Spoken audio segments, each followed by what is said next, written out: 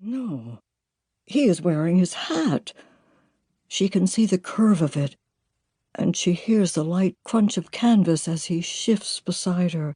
His coat, she thinks. He's wearing his coat, but why? She shivers again, this time with confusion, her skin suddenly crawling. Why is he awake in the middle of the night? Why can't she see his face? But then he laughs, and after a moment she laughs too, and the creeping sensation of dread disappears. "Did you forget?" he asks gently. The hand holding her wrist unclasps, winding its fingers through hers. "Forget?" she repeats, feeling stupid. "I don't, but I've only just woken up. What is it?" "It's our night. Our special night. The Reach has frozen over." "It has?" "Darling," he chides. "You did forget."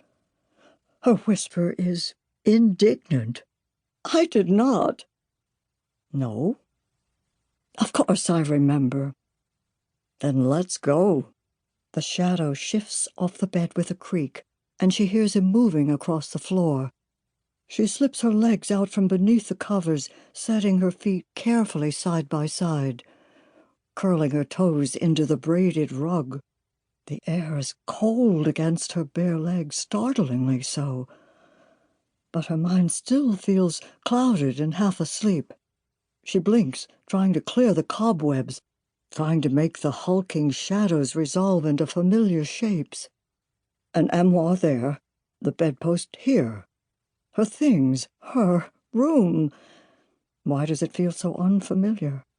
A person shouldn't feel so lost, so confused, sitting on the edge of her own bed. One of the shadows moves. "Theo," she says, and sees the bob of his head, the peaked brim of his cap as he passes in front of the window to kneel beside her. "Here, let me help you," he whispers, and she lifts her feet obediently at his touch, one at a time, feeling them disappear into the warm depths of a pair of fur-lined boots. She feels his breath again as he tightens and ties the laces, this time against her bare legs, below the hem of her nightgown, and the heat rises in her face, not with embarrassment, but with anticipation. Their special night. Of course she hadn't forgotten. Not now. Not after so many midnight trysts that she knew the way by heart, stealing out in the black and bracing cold down to the water's edge.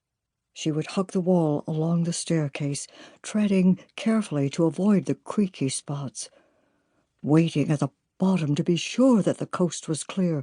Only no, she thinks, shaking her head. That was before. She'd been only a girl then, breaking her father's rules, giddy and defiant. But it's her house now, her own and her husband's. She could make as much noise as she likes, except the children, she exclaims suddenly, her voice loud in the dark, and he puts a hand to her cheek. "Shh. They're asleep. They'll be fine." She blinks again and loses time. One moment she was rising to her feet, shuffling in the heavy boots toward the bedroom door. The next, she is outside, the wind whipping at the hem of her nightgown, the flagstone path through the garden at her feet. A fog has crept in, blanketing everything, blotting out the dark sky and the glittering stars. Only the moon is still visible, casting its bleak light as if through a veil. There is a blanket over her shoulders, and she pulls it around her, gazing uncertainly into the night. But there he is. A lamplight bobs in the distance. A soft whistle summons her from where she stands. She begins to walk. She knows the way, whether he's beside her or not. The house looms behind her.